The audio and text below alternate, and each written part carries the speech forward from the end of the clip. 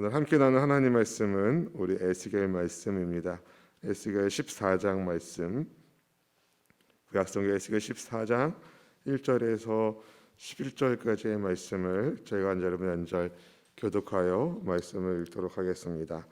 이스라엘 장로 두어 사람이 나와 내 앞에 앉으니 야훼의 말씀이 내게 임하여 이르시되, 인자야, 이 사람들이 자기 우상을 마음에 들이며 죄악의 걸림돌을 자기 앞에 두었으니 그들이 내게 묻기를 내가 조금인들 용납하랴.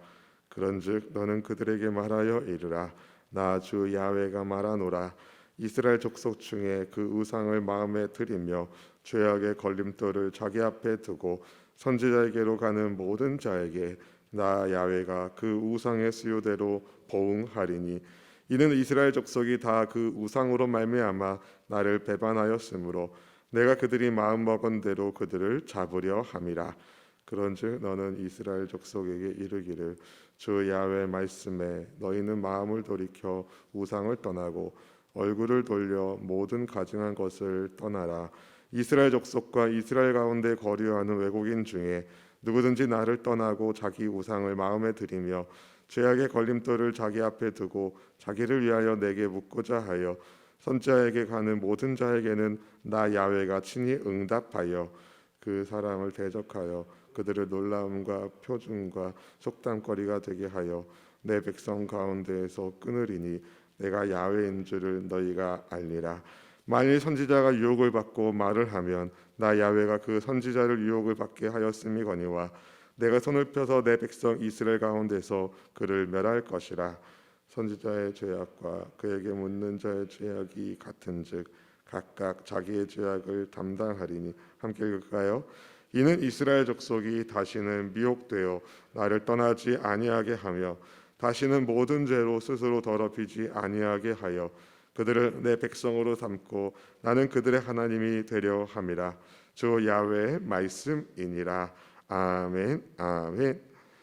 우리 가운데 함께 하신 하나님을 경외하는 믿음으로 함께 마음을 모아서 묵상하고 귀 기울여 주의 음성을 듣고 또 주님께 소원의 기도 제목을 드리는 여러분의 삶을 하나님이 은혜 가운데 보호하여 주시고 크신 은총 가운데 복 주시기를 주님의 이름으로 축복합니다. 야훼 하나님은 여러분에게 복 주길 원하시고 은혜 베푸시길 원하시고 평강 주기를 원하시는 분이십니다. 그 얼굴을 여러분을 향하여 비추어서 모든 어둠이 물러가는 빛을 비추어 주시니 여러분 담대한 빛의 사람으로 멋진 삶을, 은혜의 삶을, 행복과 감사와 찬송이 넘치는 그러한 축복의 삶을 여러분이 살아 누릴 수 있기를 주님의 이름으로 축복합니다. 우리와 함께 하신 하나님, 오늘 2020년 9월 25일 벌써 9월 달이 얼마 남지 않는 달이 되었습니다. 하나님을 경외하는 믿음으로 기도하는 모든 분들을 축복하면서 우리 영광의 주님께 감사 찬송을 올리겠습니다. 하나님 감사합니다.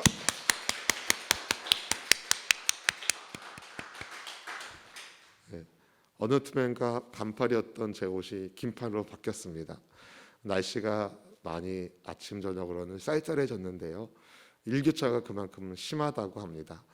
코로나19로 참 세상이 뒤숭숭한 시대에 여러분 건강관리 잘 하시고 손 씻기, 마스크 쓰기, 거리 두기 등등의 생활 방역수칙을 잘 지키시길 바랍니다.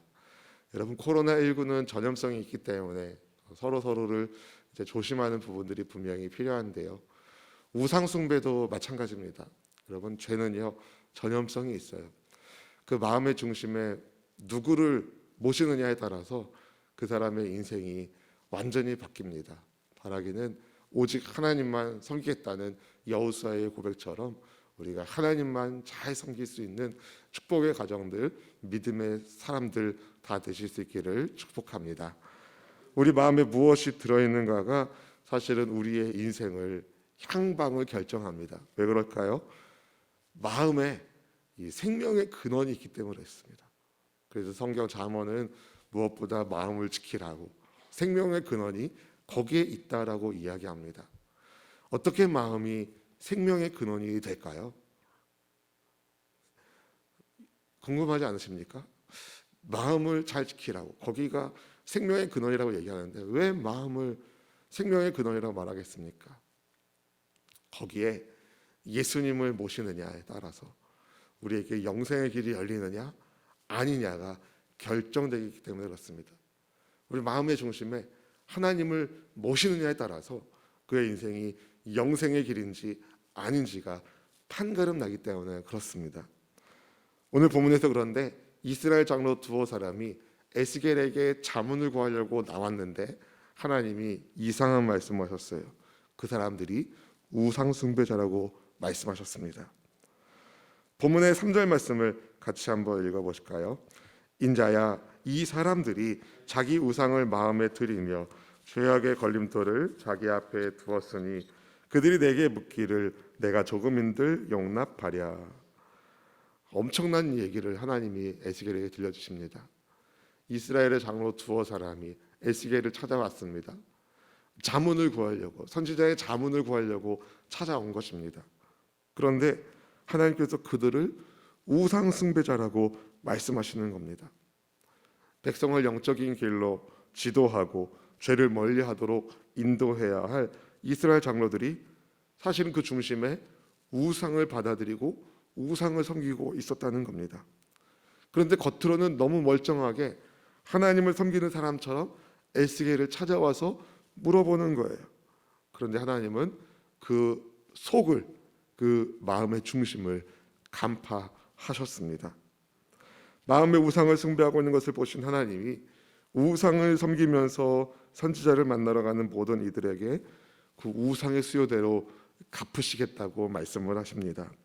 본문 4절 말씀을 읽어보실까요? 그런즉 너는 그들에게 말하여 이르라. 나 주 야훼가 말하노라. 이스라엘 족속 중에 그 우상을 마음에 들이며 죄악의 걸림돌을 자기 앞에 두고 선지자에게로 가는 모든 자에게 나 야훼가 그 우상의 수요대로 보응하리니. 여러분, 우상을 마음에 들이는 것이 어떤 겁니까? 죄악의 걸림돌을 자기 앞에 두는 겁니다. 근데 자기 앞에 죄악의 걸림돌을 두고 선지자를 왜 찾아갈까요? 우상을 숭배하면서 왜 선지자를 찾아갈까요, 여러분? 쉽게 말한다면 양다리를 걸치고 있는 거예요.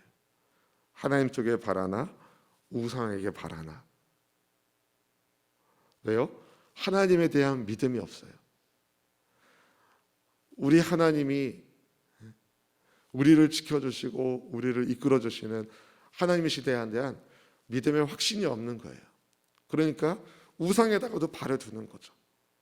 그러니까 양다리를 걸치고 있는 겁니다. 그런데 하나님은요, 그 양다리를 걸치는 것이 하나님을 배신한 것이라고, 하나님께 등 돌린 것이라고 말씀하십니다. 우상 숭배로 인하여 그렇게 하나님께 등 돌린 사람들은 그 대가를 반드시 지불하게 되어 있습니다. 그래서 주님께서 이런 경고의 말씀을 하시는 거예요. 우상을 버리고 우상에서 돌이켜 나를 따라라. 할렐루야. 우리 본문의 6절 말씀을 같이 한번 읽어보실까요? 그런즉 너는 이스라엘 족속에게 이르기를 주 야훼의 말씀에 너희는 마음을 돌이켜 우상을 떠나고 얼굴을 올려 모든 가증한 것을 떠나라. 아멘, 아멘. 모든 가증한 것에서 떠나는 방법, 우상을 떠나는 방법. 네, 거기 보니까 마음을 돌이키는 것에서 시작합니다. 우리의 마음을 하나님께로 향할 때 우상을 떠나고 그 얼굴을 하나님께로 향하여 가증한 길에서 떠나고 주를 향한 믿음의 길을 걸어가게 된다는 것이죠. 마음을 돌이켜 우상을 떠나라. 지금이라도 회개할 기회를 주시는 겁니다. 하나님이 심판하시기로 작정하셨다면 이런 경고의 말씀을 주시지 않고 그냥 심판하시면 돼요. 그럼에도 불구하고 하나님께서 에스겔에게 이스라엘 장로들의 그 속마음을 파악하게 하시고 우상 숭배로부터 돌이키도록 경고하게 하시는 이유가 있습니다. 지금이라도 돌이키면 하나님이 용서해 주시겠다는 거죠. 여러분, 하나님을 사모하는 사람으로, 하나님을 경외하는 사람으로 마음의 중심에 늘 하나님과 함께하는, 마음의 중심에 우리 하나님이 거하시는 성전의 삶을 살아가는 저 여러분들 되시기를 주님의 이름으로 축원드립니다. 우상 숭배는요, 감히 하나님의 지음받은 피조물이 하나님을 배반하는 행위입니다. 그래서 하나님은 이스라엘만이 아니라 이스라엘 가운데 거주하는 외국인들도 우상 숭배를 금지하게 하십니다. 혹시라도 우상을 숭배하면 내 백성 가운데서 끊으시겠다고 단언하십니다. 본문의 7절과 8절 말씀 같이 한번 읽어보겠습니다. 이스라엘 족속과 이스라엘 가운데 거류하는 외국인 중에 누구든지 나를 떠나고 자기 우상을 마음에 들이며 죄악의 걸림돌을 자기 앞에 두고 자기를 위하여 내게 묻고자 하여 선지자에게 가는 모든 자에게 나 야훼가 친히 응답하여 그 사람을 대적하여 그들을 놀라움과 표징과 속담거리가 되게 하여 내 백성 가운데에서 끊으리니 내가 야훼인 줄을 너희가 알리라. 아멘. 아멘.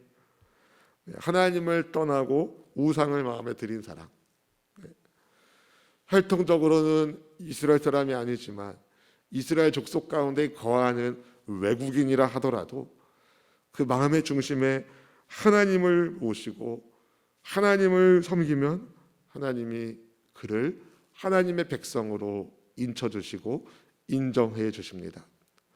그러나 이스라엘 백성도 아무리 장로라도 마음을 돌이켜 우상을 숭배하면 하나님이 심판하시는데 하물며 거기에 거주하는 외국인이겠습니까? 그들도 우상을 숭배하면서 겉으로는 선지자에게 물어보러 가는 이러한 가증한 위선적인 사람들에게 하나님이 친히 응답하셔서 그들을 대적하시겠다고. 그래서 그들을 백성 가운데 끊어내심으로 이 속담거리가 되게 하겠다고. 그러니까 나쁜 예를 만들어 보시겠다는 거예요. 그러니까 어떤 사람이 하나님을 경외해서 이 선한 일에 모델이 되어야 할 텐데 이 악한 일에 하나님의 심판의 예가 되게끔 하시겠다는 거예요. 누구를요? 우상 숭배자들에게. 그래서 주님은요, 우상 숭배로 인해서 하나님의 징벌을 받기 전에, 하나님의 심판을 받아서 표징과 속담거리가 되기 전에 주께로 돌아올 것을 말씀하신 겁니다. 주님께서 우상 숭배를 왜 내버려 두실 수 없겠습니까? 우상 숭배는요, 감히 하나님을 욕되게 하는 거기 때문에 그래요. 그래서 우상 숭배에 대한 심판을 얘기하시면서 주님의 말씀은 그렇습니다. 내가 그렇게 심판해서 내가 야훼 하나님인 줄을 알게 하겠다. 감히 하나님을 하나님으로 모시지 않는다면 하나님의 심판을 받아 하나님께서 스스로 하나님이신 것을 드러내신다는 겁니다. 바르게는 함께 기도하는 우리 성도님들은, 오늘 말씀을 듣는 성도님들은 하나님이 쓰시는 선한 사람의 예가 되시기를 축복합니다. 단 한 분도 나쁜 일의 모델이 되지 마시고 선한 일의 모델이 되셔서 하나님의 하나님 되심을 증거하는 축복의 기업들, 축복의 가정들 다 되시기를 주의 이름으로 축원드립니다. 이스라엘 장로들에 대한 경고를 하신 하나님, 이스라엘 가운데 거주하는 외국인들에 대해서도 경고하신 하나님은 이번에는 선지자들에게 경고를 하시는데요. 본문의 9절 말씀을 읽어볼까요?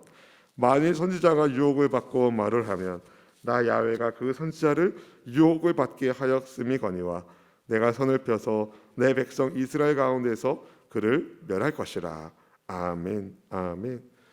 선지자가 유혹을 받아가지고 이상한 말을 하면 그것 역시 하나님의 역사의 손바닥 아래서 이루어지는 사건인 것을 말씀해 주십니다.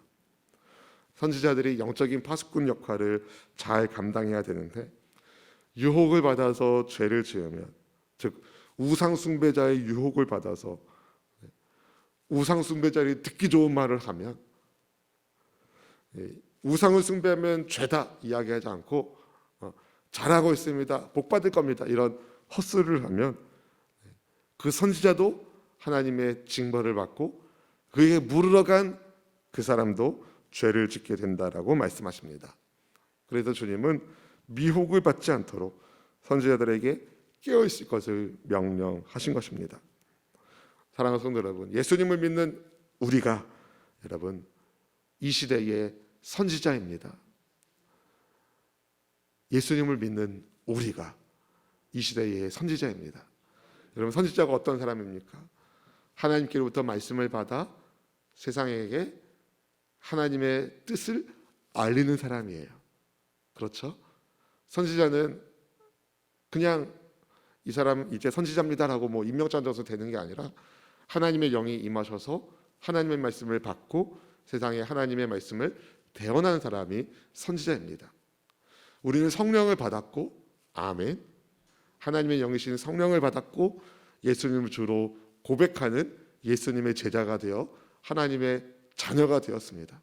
하나님의 자녀는 그래서 세상으로 보냄을 받은 선지자예요.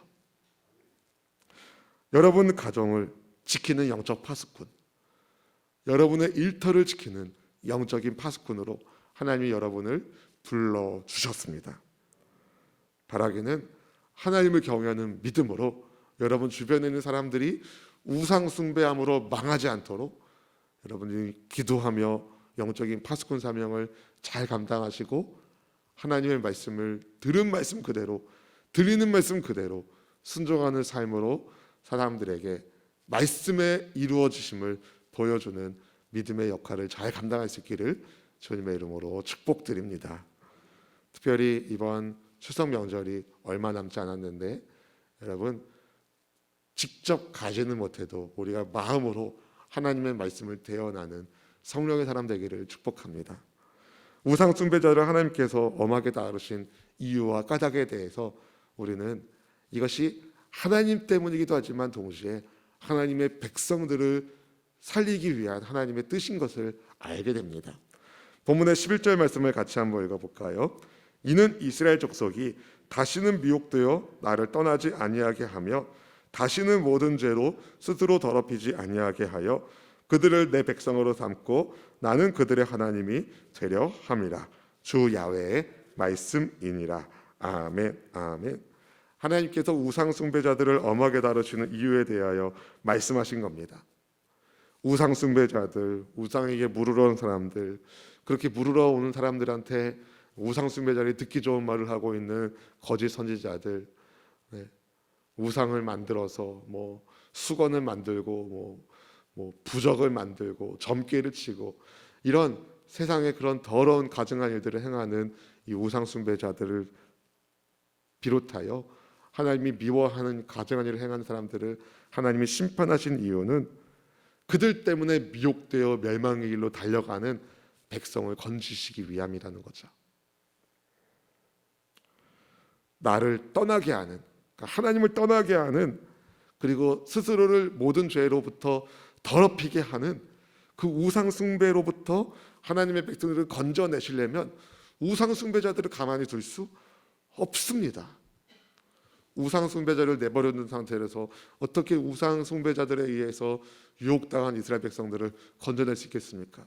하나님은 기면 기고 아니면 아닌 거예요. 우상 숭배자는요 멸망을 받습니다. 하나님의 백성은 살리심을 받습니다. 여러분, 우리가 어디에 있습니까? 하나님의 백성으로 있어야 되는 것이죠. 우상이 무엇입니까? 하나님보다 더 위에 있는 그 무엇, 그게 바로 우상입니다. 하나님이 가장 위에 계신 분으로, 하늘 위의 하나님으로, 하늘 위 궁창의 보좌 위에 계신 하나님이 우리 하나님이신데, 아멘.